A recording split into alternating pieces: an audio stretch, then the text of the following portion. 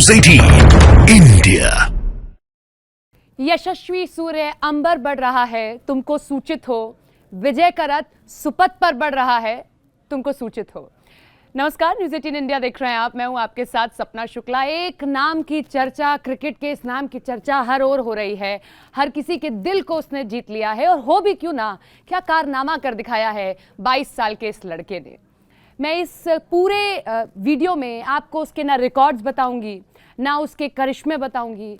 मैं आज आपको उसकी कहानी बताऊंगी कि यहाँ तक पहुँचना उस ऐसे लड़के के लिए आसान कतई नहीं था। ये कहा जाता है कि सपने देखिए, लेकिन इतने बड़े सपने पूरे कैसे हों। पसीने छूट जाते हैं लोगों के यहाँ तक पहुँचने में। लेकिन उस लड़के ने, इस 22 साल के लड़के ने हर एक संघर्ष को मात दी, हर एक अपनी मुश्किलों को मात दी, और वो यहाँ तक पहुँच गया। तारीख जो कोच हैं यशस्वी जायसवाल के, वो ये बताते हैं 17 दिसंबर 2013, जिसमें वो कहते हैं कि नेट प्रैक्टिस हो रही थी आज़ाद मैदान में, मुंबई का आज़ाद मैदान, और वहाँ पर एक सीनियर जो क्रिकेटर हैं वो नेट में प्रैक्टिस कर रहे थे। वो कमियां निकाल रहे थे कि अरे ये बॉल कैसी जा रही है, ये कैसा हो रहा है, ये कैसा हो रहा है, वो कैसा हो रहा है। लेकिन तभी एक 13 साल का लड़का आता है नेट में, और वो जब बैटिंग करता है तो कोच ये कहते हैं कि ये कौन है, क्या नाम है इस लड़के का, बताओ ज़रा। तो दूसरे कोच जो थे वो कहते हैं अरे ये लड़का उत्तर प्रदेश से आया है, और मैं मना करता हूं कि अब नहीं हो पाएगा तेरा, तू वापस चला जा। लेकिन ये जिद पर अड़ा है कि ये वापस ही नहीं जाएगा। कहता है नहीं नहीं, अब मैं मम्मी पापा को बोल कर आया हूं, मैं कहीं नहीं जाऊंगा, मैं यहाँ बड़ा क्रिकेटर बनने आया हूं, मैं बड़ा क्रिकेटर बनूंगा। इसके बाद कोच उसे अपने साथ लेकर जाते हैं, सब चीज़ें सिखाते हैं। ये तो आपने सिर्फ इस तारीख की कहानी को सुना, लेकिन यशस्वी जायसवाल बनना वाकई बहुत मुश्किल है।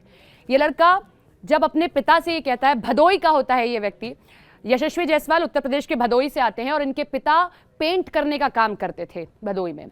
क्रिकेटर बनने की इनकी इच्छा होती है, भदोई में गली क्रिकेट खेल रहे होते हैं, तभी अपने पिता से कहते हैं कि बस आप कुछ भी करो, अब मुझे आप मुंबई छोड़ाओ, मैं मुंबई में ही कुछ कर पाऊंगा, प्लीज़ मुझे एक बड़ा क्रिकेटर बनना है, आप मुंबई छोड़ाओ।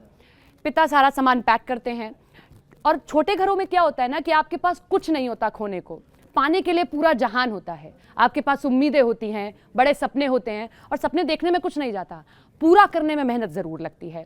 माँ बाप को विश्वास दिलाया, ठीक है मैं कुछ बन जाऊँगा, मुझे जाने दीजिए। माँ बाप ने बोरिया बिस्तर बांधा और लेकर चले गए। अब मुंबई आ तो गए, माया नगरी पहुंचना बहुत आसान होता है, लेकिन माया नगरी में सरवाइव करना बहुत मुश्किल होता है। और तब जब आपके पास कोई बैकबोन नहीं है, आपको नहीं पता कि आप रहेंगे कहाँ, जाएंगे कहाँ, किसके साथ रहेंगे, कैसे आप क्रिकेटर बनना चाहते हैं, खेलेंगे कैसे, क्योंकि कोई बैकबोन तो है ही नहीं आपके पास में। चाचा रहते थे यशस्वी जायसवाल के मुंबई में, और वर्ली में उनका चौल था। चौल आप समझ सकते हैं कि एक चौल में 6-6 लोग भी रहते हैं। चौल की ये स्थिति भी होती है। ये चले जाते हैं, वहाँ पर रहते हैं, 6 लोग उस चौल में रह रहे होते हैं। तो 5-6 महीने तो कट जाते हैं उस चौल में, लेकिन उसके बाद क्या होता है, ये देखते हैं कि वहाँ रहना तक मुश्किल हो गया, मतलब सोने बैठने उठने की जगह है ही नहीं। फिर ये क्या करते हैं, इनके चाचा इनको एक डेयरी के फर्म में काम पर लगवा देते हैं कि आपको यहाँ पर काम करना है, आपको पैसे भी मिलते रहेंगे। अच्छा, इन सब के बीच में घर से मात्र 1000 रुपये आ रहे थे। आप सोचिए क्या 1000 रुपये में मुंबई जैसे शहर में सर्वाइव करना आसान होगा? बिल्कुल नहीं, आप नहीं रह सकते। और मुंबई जैसे शहर में तो बिल्कुल नहीं, मेट्रो सिटीज़ में आप बिल्कुल नहीं रह सकते। 1000 रुपये आपके यूं ही खर्च हो जाएंगे। लेकिन यशस्वी रह रहे थे, कुछ घर से पैसे आते थे, कुछ इधर उधर काम करते थे। तो जब चाचा के घर में अब जगह नहीं मिली कि अब नहीं रह सकता, 6-6 लोग रह रहे हैं, तो चाचा ने क्या किया, एक डेयरी पर लगवा दिया कि तुम यहाँ काम भी करो और यहाँ रहो भी। काम करने लगे, लेकिन साथ ही साथ उनको क्रिकेट भी खेलना था, जाया करते थे प्रैक्टिस करने के लिए। अब अगर आप क्रिकेट खेल रहे हो, आप प्रैक्टिस कर रहे हो, जाहिर तौर पर प्रैक्टिस करते करते 3 घंटे भी हो जाएंगे, 4 घंटे भी हो जाएंगे, 5 घंटे भी हो जाएंगे। और अगर आप किसी डेयरी पर काम कर रहे हो तो आपको रेगुलरली काम करना पड़ेगा, तभी आपको कोई पैसे देगा। तो 1 महीने ऐसा हुआ। दूसरे महीने डेयरी वाले ने क्या किया, यशस्वी का सारा सामान उठाया और उठाकर बाहर फेंक दिया। तुम्हारी यहाँ कोई ज़रूरत नहीं है, मैंने यहाँ तुम्हें काम के लिए रखा है, यहाँ इस चीज़ के लिए नहीं रखा कि तुम यहाँ पर आओगे और मस्ती से यहाँ से चले जाओगे, फिर तुम अपना क्रिकेट खेलोगे। मैं यहाँ खैरात नहीं बांट रहा हूँ। ये कहते हुए सारा सामान उठाया और बाहर फेंक दिया। आंखों में आंसू लिए, दिल में अरमान लिए, 13 साल का वो लड़का अब जाए तो जाए कहाँ। और मुंबई की बारिश, मुंबई की गर्मी आपकी गरीबी को और गरीब होने का एहसास दिलाती है।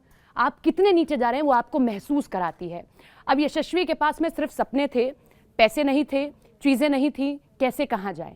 उसके बाद वो सारे सामान उठाते हैं और अपने उम्मीदों का भी एक अपना पिटारा बांधते हैं और आज़ाद मैदान की तरफ चले जाते हैं।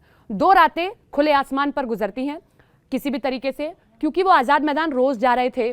तो जो गार्डनर्स होते हैं, उनका जो माली होते हैं, जो या फिर जो स्पोर्ट्स के बॉयज़ होते हैं ना, जो आप देखते हैं कि जब ब्रेक हो जाता है तो हेल्प करने के लिए आते हैं, हेल्पिंग बॉयज़ होते हैं, उनके लिए टेंट लगे हुए होते हैं, वो उसी टेंट में रह रहे होते हैं। तो आज़ाद मैदान में बहुत सारे क्लब्स हैं, उनमें से एक क्लब था मुस्लिम यूनाइटेड क्लब, जहाँ ये खेलने जाया करते थे। वहाँ जाते थे, वहाँ टेंट में ये रहे और इन गार्डनर से इनकी अच्छी बातचीत हो गई तो ये रहने लगे। लेकिन अब आपको लग रहा होगा अब तो आशियाना मिल गया, आसान है रहना। नहीं, अभी भी आसान नहीं था। वो जो टेंट थे गर्मी में और गर्मी का एहसास दिलाते थे, बारिश में वहाँ से पानी टपकता था, वहाँ वॉशरूम्स नहीं थे।